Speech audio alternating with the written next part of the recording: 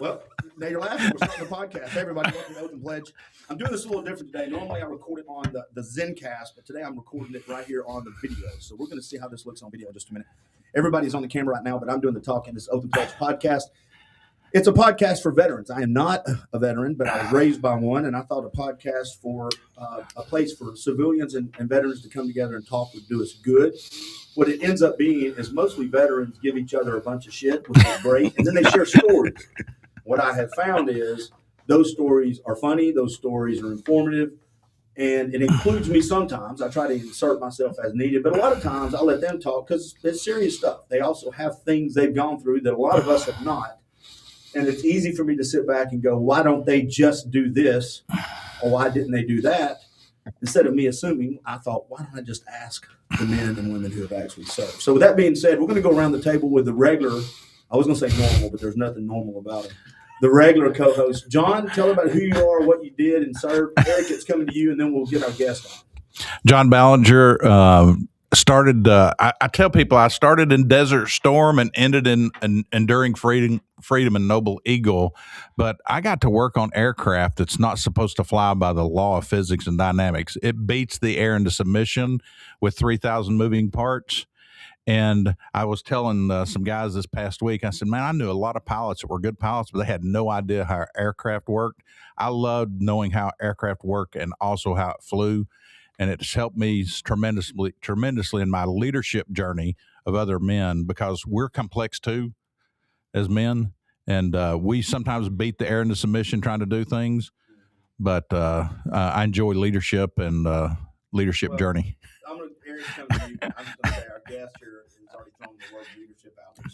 Just screwed this whole podcast. FM. There's very little about military, so I'm pulling from military leadership. Eric, tell everybody who you are, then we're going to get started. You can do both. Hashtag do both, Clint. Military, hashtag do both. That's why you're so smart. I'm so dumb, Eric. At least you're pretty, Clint. Thank you. We're glad we're on video this time. We'll see how this goes. So, hi, everybody. My name is Eric Buchanan. I went to the Virginia Military Institute, 4 years in Naval ROTC, and I got commissioned in the Navy in 1989.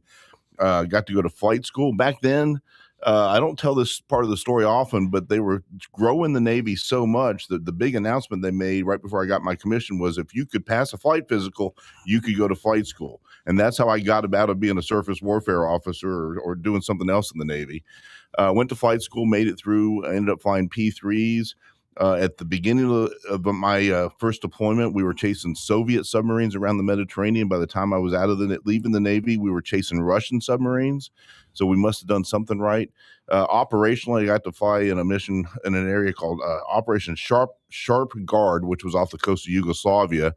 And that's how, at the very end of my career, I got about 6 weeks worth of red ink in my flight book. And it was not that combat, really, because we just were chasing one Yugoslavian submarine if it ever came out. But we were carrying live torpedoes, and it technically counted as combat.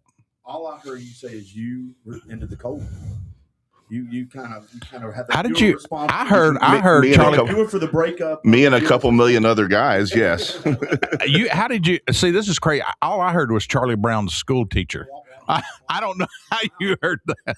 Well, this is going to be bad with you. There you go. Our guest today was set up with a friend of mine, Jason, who is normally with us. He's one of our regular co-hosts. He's not normal either for other reasons. He's as worked as the other people at this table, which in a good way. But he got sick today, and so we send our best out to Jason. I will say this: he just went to the Arnold Classic, which is a bodybuilding competition, but they have a strength component. And for people who are tuning in for the first time, Jason was injured in the service in the Army, lost both his legs, his hands are mangled.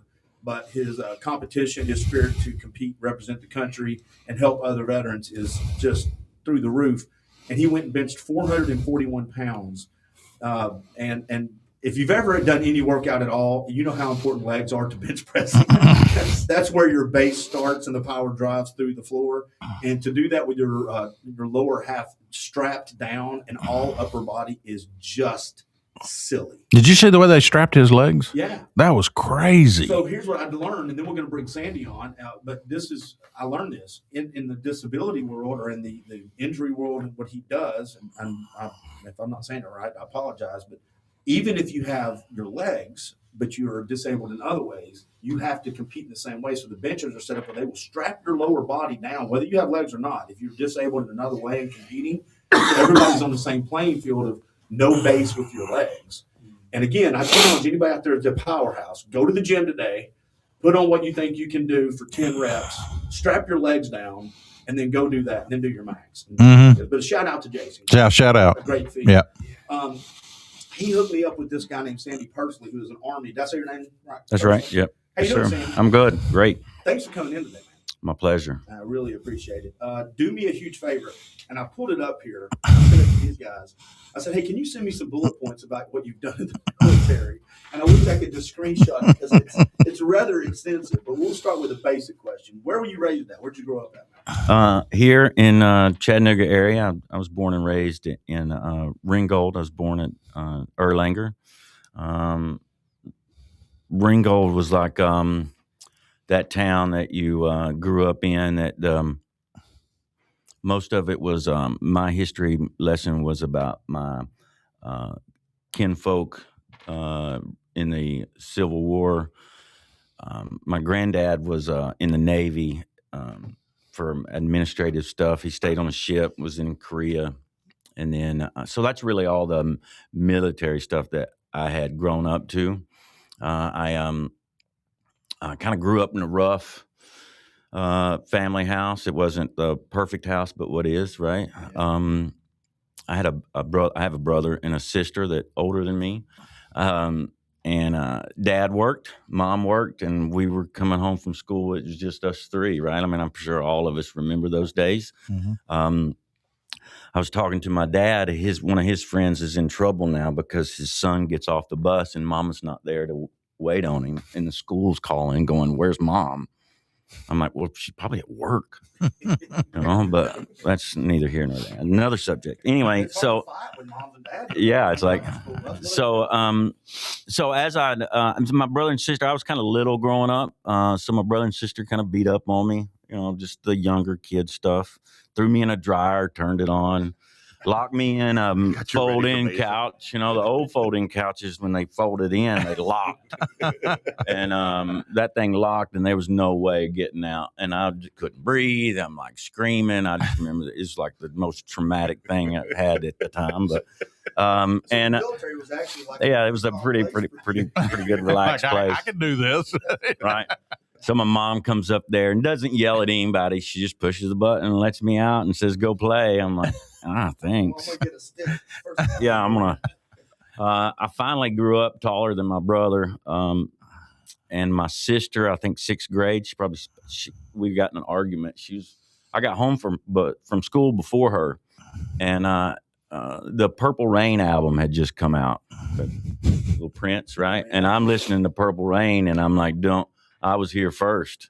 She gets off the bus and comes home, says, "I got to watch General Hospital." I'm like, come. And then the fight was on, and I went to school the next day with a black eye, and we had Did you know what happened at General Hospital? I had no idea. We had a ash pot, right, that sit beside the fire. We didn't have central heat and air, so everything was by wood, and that ash pot went everywhere. My dad was so mad at me, not my sister, at me. Right. All right. Anyway, so that's kind of how I grew up. And then Ringgold, I went to Boynton Elementary School. Yeah. There in Boynton. I went to Ringgold Middle School. I went to Ringgold High School, and then left for the military. So right out of high school, Right. Yes. I signed up my junior year. So I knew at 12, everybody remembers the movie Rambo, right? So I watched Rambo and said that. It's probably 11, 12 years old. That's what I want to do for the rest of my life. I knew it right then as soon as I saw it. Was it the 50 cal? Just it was all, yeah, it was all of that. I'm like, that's what I want. Jumping off I'm the doing that. 100-foot cliff into the tree to catch your fall. Yes, all of that. I had already started to do those type things. So like the third one that came out, or the second one where he was stuck in the mud, Yeah. and his eyes open up. I said, "God." You didn't do that though, did you? My first deployment one of my first deployments in 92 was to Panama down at the Jungle Expert Training School. And sure enough, there's a damn mud wall. And you're already wet because it rains all the time in the jungle, right? You're already wet. Yeah, no.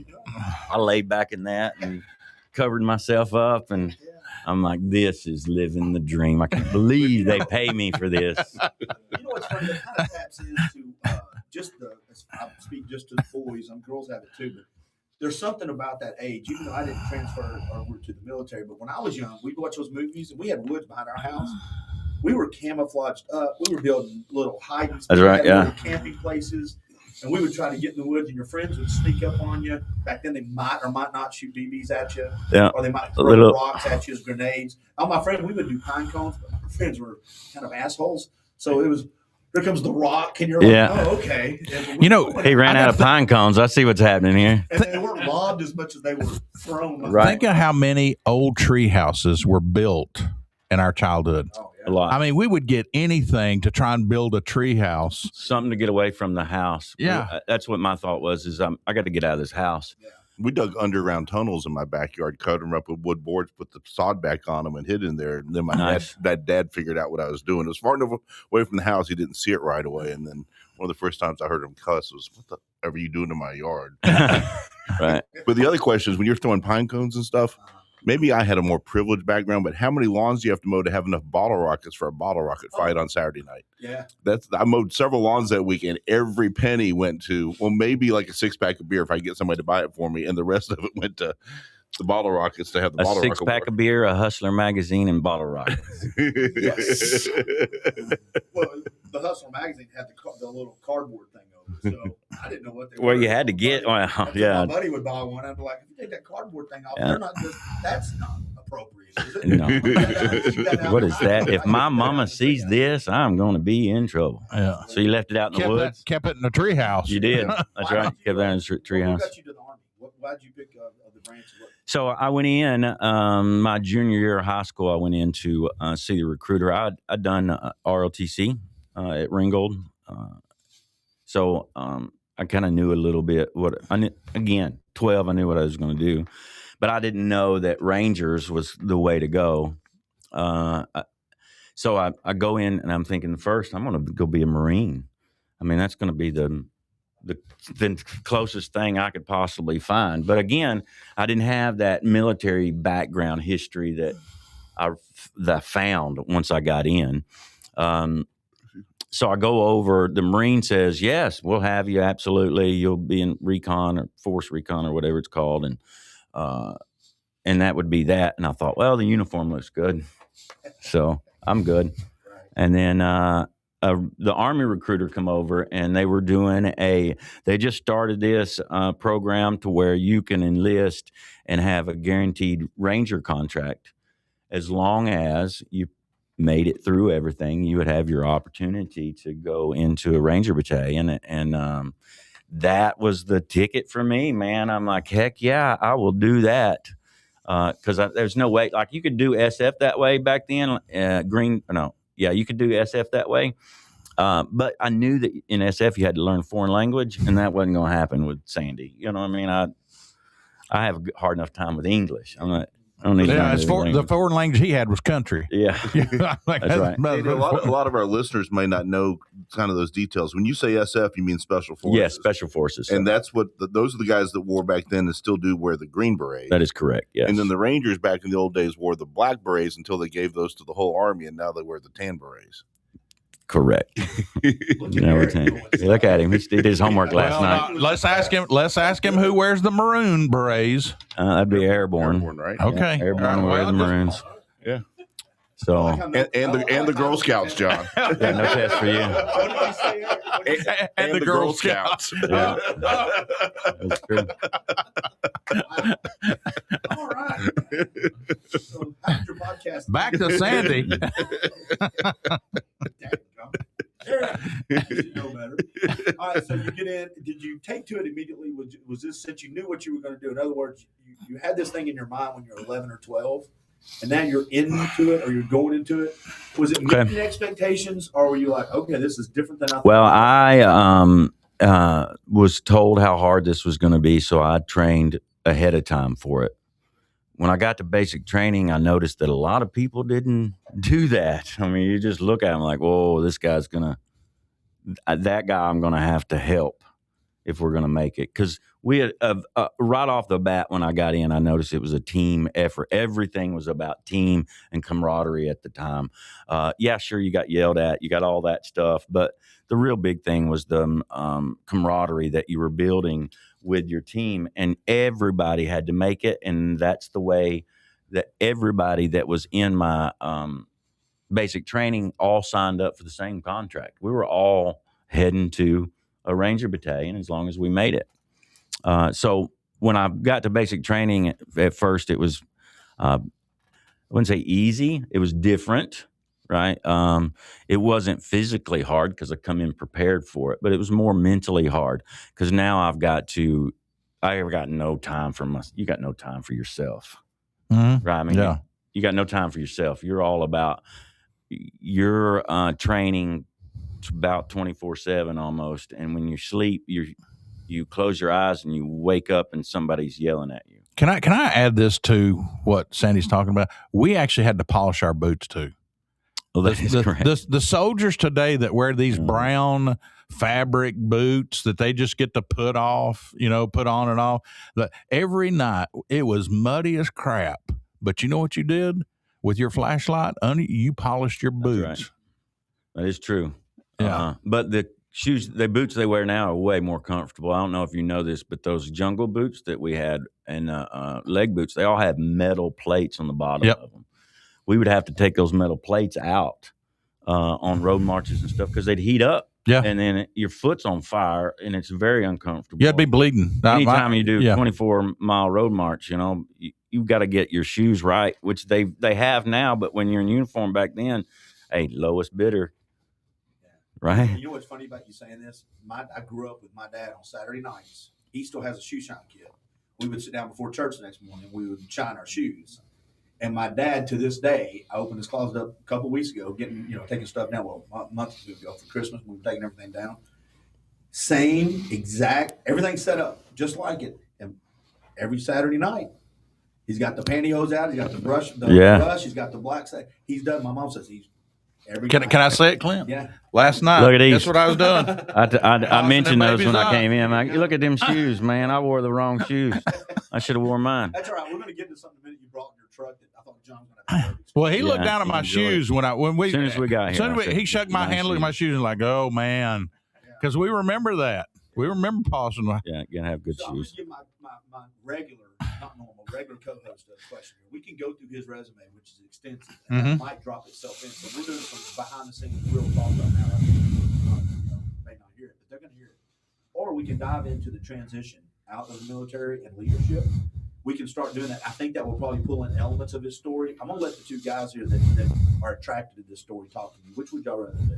You want to go into the transition, or do you want to go going through his resume?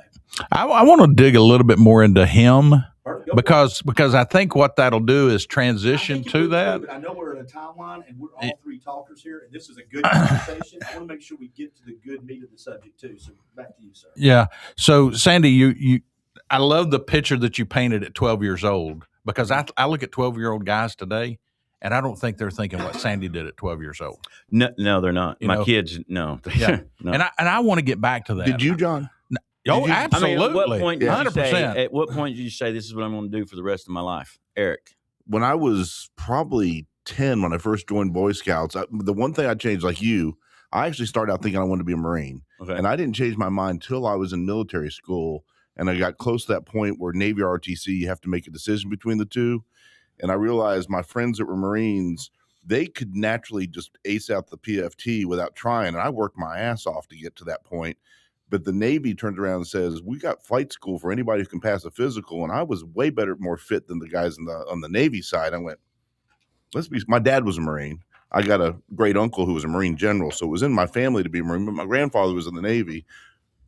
My point being, at 10, I knew I wanted to be in the military. The only one thing that changed was that when I got to be about the right age to really make a good, smooth decision, I naval aviation was what I was really glad that I did instead Awesome. of crawling around in the mud with the Marines. Thank you But, for your service. yeah. Well, you too. Yeah, and I grew up playing GI Joe. Yeah, I mean, with the GI Joe. that's right. With the Red Rider BB guns. Yeah, The whole neighborhood and did. the scar. Like I was like the scar, and so even when I was going through, I'm like, how did he get that scar? And I'm a grown ass man, thinking, how did GI Joe get that scar that I was playing with at 10 years old? You know, he's just. Ken, when Barbie left Ken, I think it's a scratch from Barbie's. What I always heard. You all busted. I thought he got it in combat. Here I am. No. And maybe I have a lot of scars on the heart. You know what I mean, I've been broken many times from those So- lovely.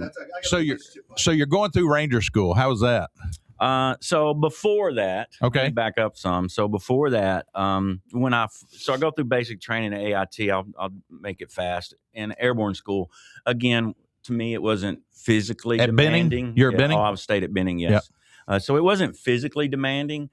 It was more mental, again, because you're 6 months basic training at AIT airborne school. And then guess what? If you got a Ranger contract, line up over here, and there's this big truck, and they're like, throw all your stuff on the truck, and you're like, yeah, we're going, here we go, we made it. And then they're like, okay, and the truck pulls off. Stay with the truck. So we're running now, trying to stay with this truck, which is the airborne school and the Ranger regiment's not that far away from each other. So it's probably half a mile, but we had no idea. I've been in school for 6 months. I hadn't been hanging out at Fort Benning. So we get over to RIP, and RIP was way more demanding, physically, mentally, every possible thing. Tell people what that is. So RIP is Ranger Indoctrination Program is what it is. It's called RAST now, Ranger Assessment Selection Program, maybe. I don't know. But anyway, which goes in a little bit more detail. Our Ranger Indoctrination Program was weeding out a process of, I'm going to train you just enough, but first I've got to get rid of the guys that really don't want to be here, that are just here because their buddy's here or grandpa was here or whatever it may be. So once that was done, which that took a week, it didn't take very long. A week, then you would get into some training, map reading stuff, and simple. We'd do jumps. But it was preparing yourself for the regiment life, kind of getting an idea. I made a mistake. I'll go ahead and admit it. Everybody knows. On the day before graduation, Sergeant Rick Merritt was in charge, and he said, okay, guys, we were stuck to those barracks, and those barracks are fenced in with a brown fence. You can't see through them.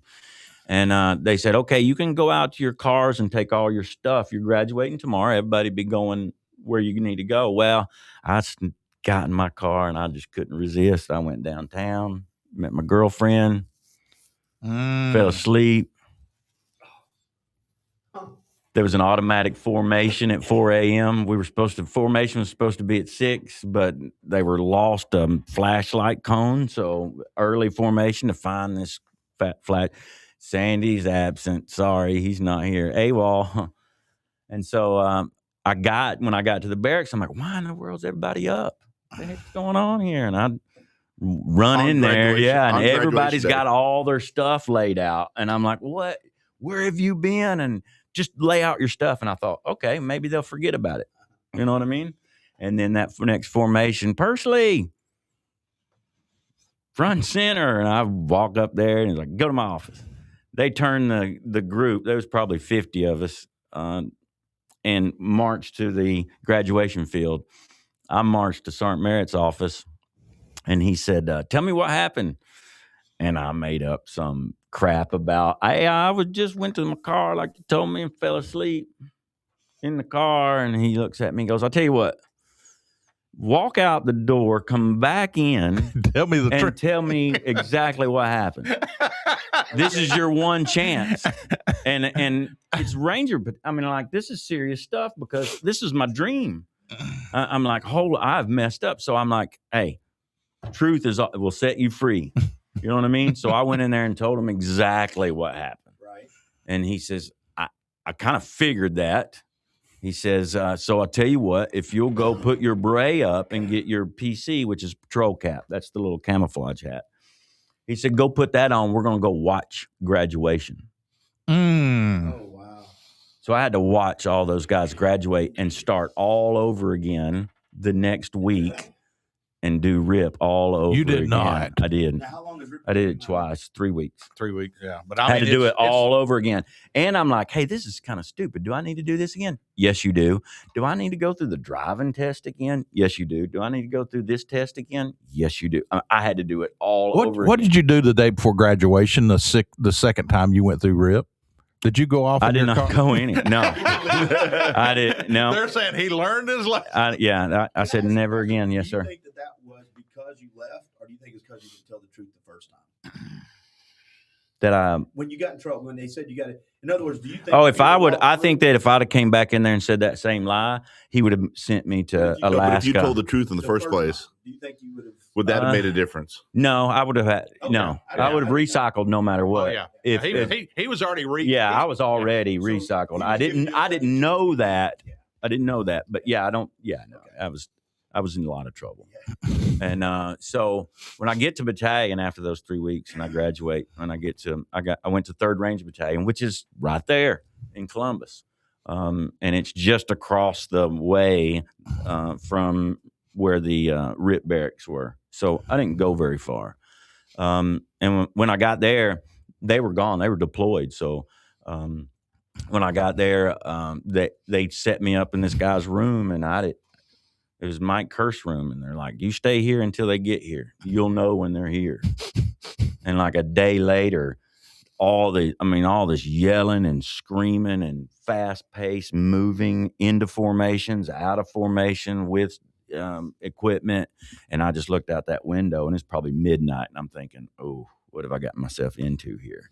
It doesn't stop. You know what I mean? That basic training mentality doesn't stop because the intensity of the training has to be so on spot because it does. You guys talked about this. It's a life and death situation, and you're more than likely going to be in a life or death situation at some point in your career where Rick Merritt used to say, war is just around the corner. We might not be it in now, but it's coming. Mm-hmm. And sure enough, if you look back, it's coming, right? And if I could say anything to the audience based on that, what I'd like the audience to hear is the more training that you do in the military, it doesn't matter what branch it is, and the more elevated training you do, the higher the tempo is. That's right. The tempo increases substantially the higher the training you do. And so it's getting you used to really fast pace, being able to assess quicker. Because if you think about basic training to Ranger training, the tempo is like going from high school football to the pros. Pros. Yeah. You're in the pros within 6-7 months. Yeah.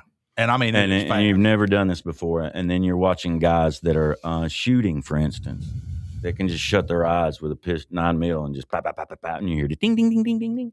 You're like, oh, I'm never going to get there. But fortunately, the military pays big money for that kind of training. And I'm very blessed to be able to go through that and have that in my pocket because it's something that it gets rusty, but it never goes away. It never goes away. Yeah, I heard this past week, one of our spectators in the audience here. We get them on camera every now. Oh, do you? You're on What camera, our spectator? This word was used. Reflex. Mm-hmm. The higher the pace that you go to, the more everything just becomes a reflex to you. Yeah. You don't even have to think about it. Smooth is fast. Yeah. Fast is smooth. Yeah. And you just, right. It comes to a point like with your rifle. I mean, you're really not looking down the sights anymore. You're just squeezing the trigger ever so slightly. Yep. And then you get into things if I want my trigger a little lighter or a little heavier. I mean, you can tweak things in. and really get good at it when you have that kind of ability. I mean, we would go to the range and have millions, I would say, of ammo. That, you know what I mean? Rounds of ammo that just I got to shoot all this. I mean, it got to the point where like, really, I got to shoot all this today? Yes, you do.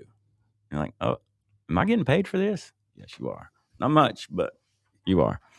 I'm like, thank you so much. Let me just a little different perspective, because when you talked about in that training, the more advanced it got, the more intense it got, the more fast paced it got. In naval aviation, it was always fast paced. For me, it was way harder at the beginning because it was so new. And you get to a point where I think objectively, if you looked at it from the outside, it was way faster and way more intense. But we were so well trained by the time we were getting our wings that it was automatic, and to me, everything slowed down because I could handle it. I'd been trained so well, and you get to that point where you can do it because you don't have to think about it. When you get to the point you don't have to think about it anymore, it becomes easy.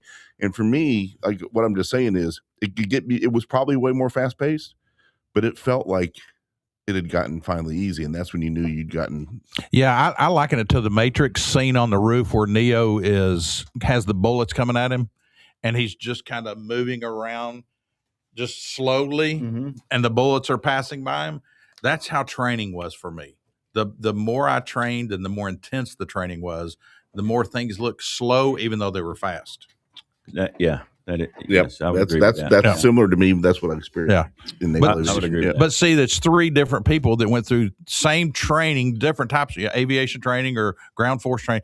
But the intentionality that the military does is to make you go faster, but train to where you're slower. I get to jump in here now because one of the things that when I hear these kind of conversations, I love them, is that I think that some of that's what's missing in the leadership component outside the civilian world. Is us being trained enough? He throw softball. He just threw. That was a softball. I think he just rolled a softball slowly to you, John. Oh, where they put the bat on the ground and he just rolls up. That's what he did. My thing is, because let me kind of frame it, and then I'll throw it back out there, and we'll start the captain part of this. When you come into leadership, and I was lucky again to be raised by a guy that kind of has y'all's mentality. Don't ever say to my dad at 8 o'clock on a Saturday morning, you ain't got nothing to do for the day. Hey, what are you doing today, buddy? Before he goes to work for the 6th day in a row. Nothing was horrible. I got nothing today. Oh, well, guess what? You do now. We got to do this. The reason I'm saying that is you get in the real world, the pressure, I think, is in that reflex, that muscle memory of how to make a decision. It goes from I sit here scratching my head to by the time you become a leader, you manage things and you lead people. By the time you become that, the matrix is there, and I can go boom, boom, boom, and I'm used to this. And I think the other part of it is too. I think good leaders, know that not every decision they make is going to be okay, and they're comfortable with that. That to me is another aspect. But back to you guys, the civilian world doesn't put that kind of inner pressure on leadership to go put more pressure on yourself before you expect to put more pressure on the people that are following you. Yeah, it's the ability to create a diamond, and guys that have gone through elevated training. Not just gone to basic training and an AIT and push. God bless them. We need every one of them. Well, yeah. But the guys that elevate their training, that lean into different types of training, it's like the making of a diamond out of carbon. It's heat and pressure. That's what makes diamonds. And that's what happens to us. It's heat and pressure. And what they're looking for in that fast pace with slowdown is emotional intelligence, which is what nobody talks about on the civilian side. We don't talk about, as leaders, you need to have a strong emotional intelligence. The last thing I'm going to say, because you guys are going to take the floor on the leadership, I just had a conversation with the young lady who was in here before you about leadership and about owning where you're at. I think sometimes we get confused when Jocko Willink writes a book about extreme ownership. That means I've got to be the leader of a company. And in my world, leadership is, if you're a janitor, you're the best janitor. I'm going to own this janitorial closet. If you're a dad, if you're a brother, if you're a boyfriend, a husband, if you're a sales rep, right? No matter what the card says, I'm going to own this component. And I think he said something in passing just now that was really cool. When you said, I can't remember exactly what you were saying, Eric, but somebody you said it. Whether it's this or that, no matter how, air quote, low in hierarchy it is. And he went, thank you for your service, or, God bless you, whatever it was. I think sometimes we discount that just because I check out going up the ladder of air quote leadership doesn't mean I'm not a leader. Mhm. And it just means that I may not be the owner of a company, but you need teams. Teams are, you're going to own this area of the business. Just because you're not the one that's, at the top making all the decision, you're still critical if you're doing it right. Yeah. And if you want to really undermine a good leader, have poor subordinates that don't know how to own their shit. Now you're in real trouble. That's Clint. Back That's to you guys. that's a good point. That's why we called the podcast "First Lead You." You have to learn. That's right. No, that's right. That's what I was going. That's exactly what I was going to say. The first thing that you have. I mean, we haven't right now in my career as we're talking. I'm not being taught leadership. I'm being shown leadership. So even though that what they're doing is trying to get me to become the best person that I could be, so that I can then pass that on to the next guy and pass that on to the next guy. But this is 100 stuff. Yeah, exactly. FM 22 100. This is not advanced leadership. This is the basics that I'm at this point in my career.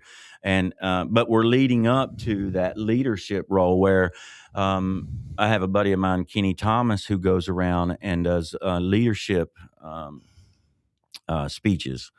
And he uses the Battle of Mogadishu as his starting point, and then and goes into it, which is pretty neat if you ever get a chance to see him. But the leadership starts in the morning when you lead your ass up out of bed and make your bed. Right. I mean, Yep. Whatever your routine is. Mhm. I mean, I look in the mirror and I say, "Damn, you're a very sexy man. You're gonna be great. You're gonna make it." And it's like the Joel Osteen type mentality, but it does work. What comes out your mouth is what your ears hear, which is what goes inside. So when you talk, I've always been taught to talk good about yourself. Don't get yourself down. Don't talk out loud. Did I want to quit? Absolutely. Every single day I wanted to quit, but I refused to talk that talk. I refused to let that get out, and so my ears could hear it. And because of that, I made it. I made it through everything. That's how I did everything. So 101 or 100 leadership always has to start with just leading yourself. Mm-hmm.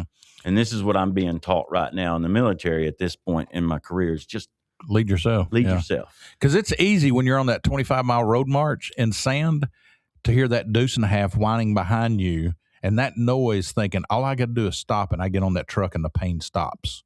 Because that whine of that deuce and a half diesel engine is music to the pain stops. Is it not? It is. I try to stay away from it. I stay in the front. You didn't want to hear it. I did not. No, because it is a downer. It's like, oh man, I hear the truck. I got to get going. Get going. I'm time. You hear this? Pulling it back to the world we live in. Who you put yourself around, the noise you put in your world is important. You put people around you that are going to have negative attitudes and quit, and I'll tell you can't control. That could be that. I've never been in front of a deuce and a half or behind or in one. But that could be that to me. I put enough people around me to keep telling me it's not your fault. No, let's do this. It's the same thing. It's inviting me to join them in that truck. Yeah, and we don't take much advice to that. So you are trained. So Ranger School. There's a difference between the Ranger Battalion and Ranger School. Ranger Battalion is the everyday life of a Ranger in the military. He's going to live by the Ranger Creed always. He's going to update. He's going to be the best that he could possibly be, and he's tested every single day because the guy below him wants his job. So it never stops. And you want these guys that are hard driven and hard charging to go that are there that turn into that you can again mold into that great leader once they find out how to lead themselves. So Ranger School is battalion's way of life, right? Every day I'm waking up training to go fight, and Ranger School is a leadership school where they take you to your lowest possible feelings of on your inside, where you want to give up completely, where nothing else matters but getting food and sleep. And then they say, no, you can't. But if you want food and sleep, all you have to do is get in the truck. Quit. Yeah. And then we I don't know if everybody's seen this new movie that's out about the War Machine.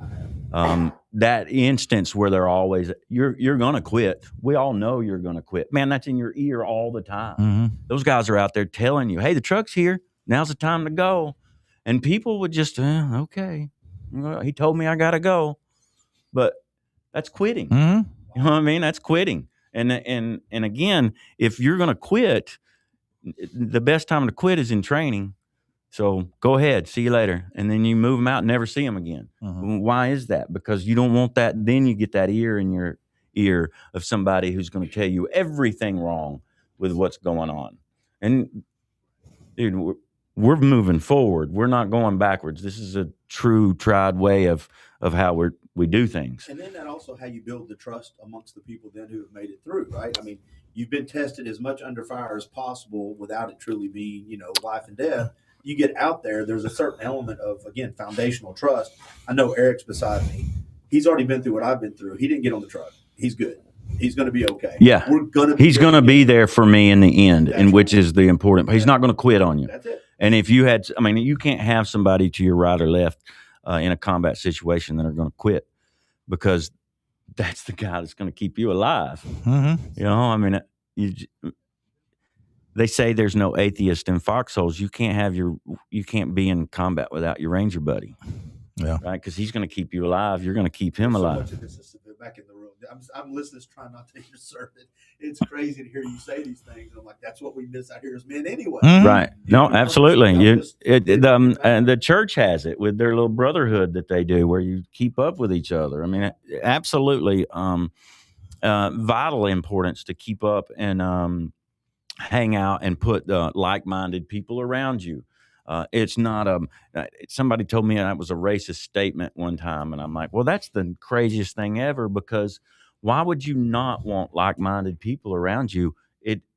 It doesn't mean that we're against or for a certain way. What it means is that when we go for a goal, the goal is going to be the same. And if you have two different goals in an organization, that's going to be hard to obtain when one group's going this way and the other group is going the other. Sandy, before we run out of time, we've been going a little while. You did Ranger School back then. How long was it? It was 4 months long. It has 4 phases. And then, and there's a great book called Unforgiving Minute that I read a few years ago about an officer that went through Ranger School, and he does a good story telling it for anybody out there who wants to learn more details Mm-hmm. about it.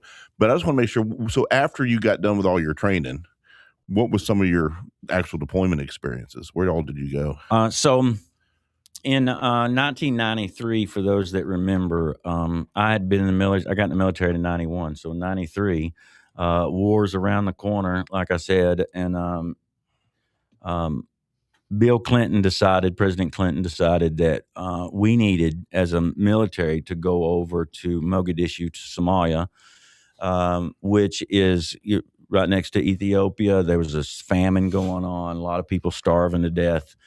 So he was going to go. His thought was, let's go send the military over to protect the UN, to feed the people. And Somalia is not an organized anything. I mean, they don't have sewer, they don't have electricity, they don't. It's a true third world country, and so imagine I imagine a big city like New York City with the people, not the buildings, just the people, and everybody there lives in a little shack. And they have their own little shack, and this shack is just built on stilts and some aluminum panes or something, and whatever they could find to make some kind of privacy. Each block then was controlled by a warlord, like a gang members. They were like gang members. And anytime you want to drive from one spot to the next, you had to get permission from each gang member to be able to do that, or they'd shoot you up. Muhammad Adid was the largest of the ones that were there, and that was once they had killed some soldiers while they were feeding them. They decided, hey, we're going to send in a rangers and see if we can't capture this Adid guy and stop this, get some kind of control. So they deployed. Long story short, they deployed. I was in Ranger School when they deployed it. I was just graduating. The plane that I was supposed to be on, God's hands, is a C-130, and it was me and a couple of officers and maybe a staff sergeant, something like that. That we're going to go meet up at Fort Bliss with the company, and but they were training for the mission, and that plane broke down, of course, because that's what planes do all the time. So I didn't get to fly out. Go ahead. And then It was a C-130. yeah. It's probably 50 years old in 1990. Oh, absolutely, it was. Yeah, yeah, it's a pretty old. And so then the next shot was, so the company left there and went to Fort Bragg to meet up with some other groups of guys that were going over with them. They did some training together there. I was supposed to meet there, but the plane was late, so we didn't go. I knew what my mission was going to be. I knew where I was going when I come back from Ranger School. I was an M60 gunner. I was an AG when I left, so that means I was going to be the gunner when I came back. And my gunner I would have been replacing was Dominic Pila. And Dominic on October 3rd was the first one that was killed that day. He was in the back of a Humvee, and what was happening was that as you went through a crossroad, the Somalis were shooting down the road and just waiting for you to run into the bullet. So they ended up starting to shoot before they'd make the turn to clear the area out. And it just, two guys pointed at each other. One pointed like with their arms extended, not even looking down the sight, and the other one looked down the sight, and they both shot each other at the same time. I know that's where I would have been. So my thought is, hey, if I would have today, my thought is, if I would have been there, then that would have been me in any of those situations. So I'm grateful that I'm here, but I also have to live my life a little different than everybody else. Because Dominic Pila is the only man, other than this other man that was president at the time, who predestined their life and said, so Clinton, when he was in college, said he knew in college he was going to be a president. Bill Clinton. His wife, his girlfriend at the time, really knew it and championed him to be the president. This is written in a lot of books that I've read. That's kind of the politics of Bill Clinton. That's what he was going to do. Dominic Pilla was the exact same mentality of, I'm here to be the president of the United States. How many times you ever heard a man say that? And this is a goal-oriented people. These are goal-oriented people. We're going to set our goals, and we're going to do everything to obtain that goal, right? So when he passed, I thought, I've got to live up to that. I'm no president, but I've got to live up to what he would have thought and how he would have done things. And all 18 of those guys, extraordinary men doing extraordinary things in the face of battle. I was still back at Fort Benning, and we were told that morning on October 3rd and what had happened. We were also told to go ahead and pack up, that we were going right now. We're going. So we loaded up a plane and went over. Mike Durant was captured, became a POW. So we were going over to get him out. And so I jumped on a plane, flew straight into Mogadishu, opened the door, and here's another third world country we're in. And you can tell as soon as you walk out that you're in it, because it doesn't smell very good. And we trained then a couple of times to get him out of there. And then I think the Red Cross ended up getting him and bringing him back. So that was good. And then So, Sandy, for our audience, left. is this basically the same story that the Black Hawk Down movie tells? yes, this So is that's- the story that's- of Black Hawk Down. Yes, Right. That's what we're talking about here. So, and you got over there, what, a It's week probably or two after it no, happened? probably about the 6th. I think I was over there Okay, so October it's 6th. just 3 days three after. days late Okay. after, yeah. And then so we trained a little bit, and once they got a deed out, Clinton had already made the decision that everybody has to be pulled out. So we were pulled out right then and came home. I still mourn those guys every day. Those are my friends. I trained with those guys as hard as we talked about the training and how close you become with a person. It's affected my life. It affected my career. And then, so today, and I'm fast forwarding a lot, but today I'm working with the Heritage Medal of Honor Center in Chattanooga, here in Chattanooga, to put up an exhibit for Sergeant Shugart and Sergeant Gordon, who received the Medal of Honor for that day. They were in the helicopter circling around as Durant's helicopter crashed, begging to go in to help. They could see the thousands of Somalis that were gathering at the site. The Rangers that were down the street couldn't get to them because they're in between thousands of people everybody's trying to get to the site. And so Shugart and Gordon went down and stood their ground. They did. At the face of the enemy, stood their ground until death. Yeah. And that is, to me, the most motivating, most coolest thing you could ever do is to stand your ground until death. That's what I trained for all my life. That's the thought of a special operation ranger. I want to be that guy who's going to stand there until death because I'm going to win. We're going to win. So the exhibit's going to be a helicopter simulator, which is going to show the Battle of Mogadishu and talk about everything that happened there. It's going to be pretty neat. And we are looking for donations. So if anybody out there has it on their heart to donate, or even knows somebody that might know somebody that wants to donate, it's going to be about $2.5 million to build. We've already got approvals to build it. We're just trying to raise the money now. And you can go to the Medal of Honor Heritage Center's website to donate. Hey, can I say this is sobering?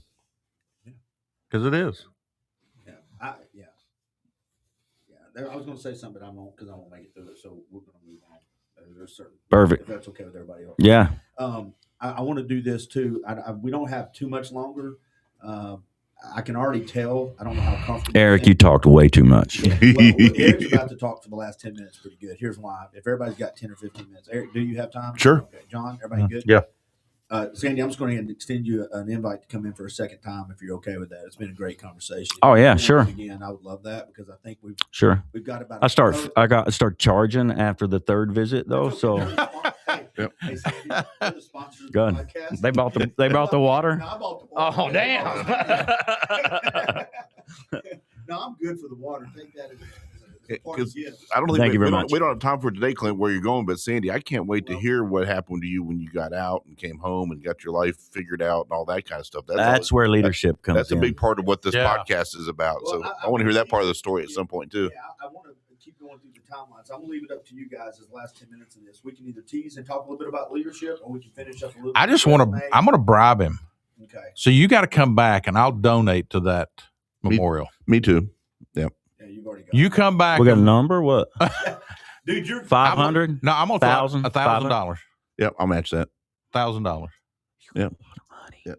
Hey, $1,000. Eric, you have a lot of money. Sandy's good. Sandy's good. I know you. Hey, we'll do this off Yep. air. No. I want to see you. Yeah, no. Hey, so leadership. Once I'll tease a little bit for the next one.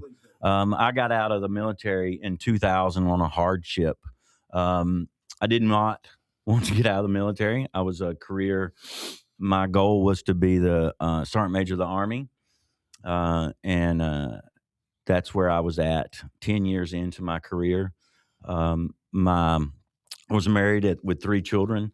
My wife at the time could not handle the lifestyle of a ranger, so we split up.